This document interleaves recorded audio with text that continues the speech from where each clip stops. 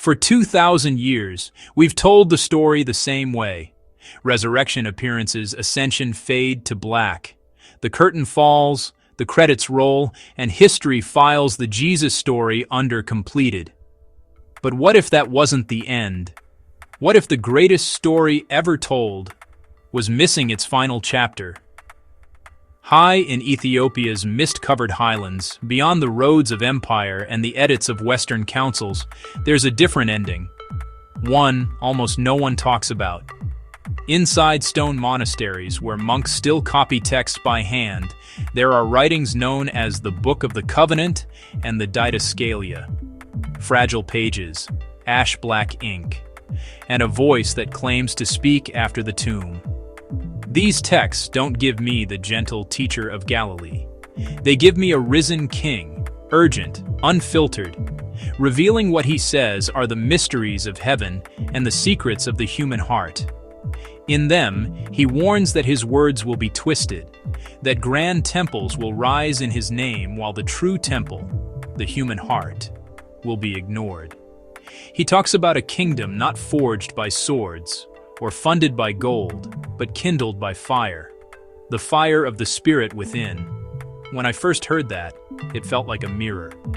Because if faith becomes architecture budget's titles, what happens to the inner flame? According to these pages, that's the part we were never supposed to lose. Let me be clear.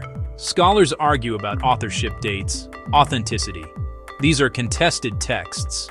But even contested texts can carry a question powerful enough to rearrange a life. What if the missing chapter isn't about events we didn't see? What if it's about a practice we forgot?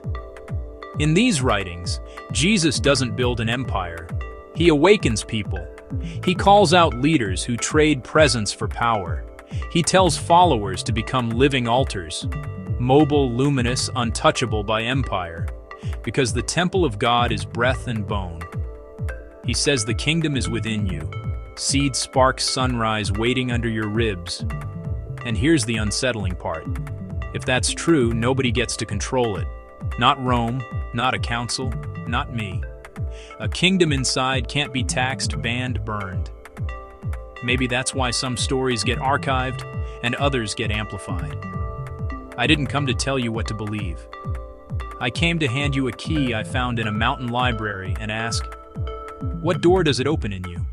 If the final chapter isn't a scene but a summons, then the story isn't over, because you're in it. So here's my simple challenge.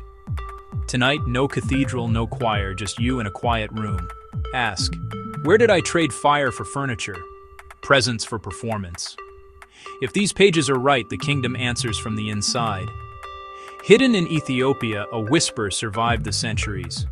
Not a new religion, a remembering. The world may have tried to forget a Jesus too alive to be managed. But if the ember is still in you, breathe. Watch what catches. If you want sources, translations, and a deeper dive, I've linked everything I can. Read, question, test, and keep the fire lit.